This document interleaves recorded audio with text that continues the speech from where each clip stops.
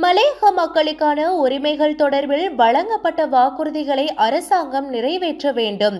அவ்வாறு இல்லையேல் வீதியில் இறங்கி போராடவும் தயங்க மாட்டோம் என தொழிலாளர் தேசிய சங்கத்தின் தலைவரும் நுவரெலியா மாவட்ட பாராளுமன்ற உறுப்பினருமான திகாம்பரம் எச்சரிக்கை விடுத்துள்ளார்.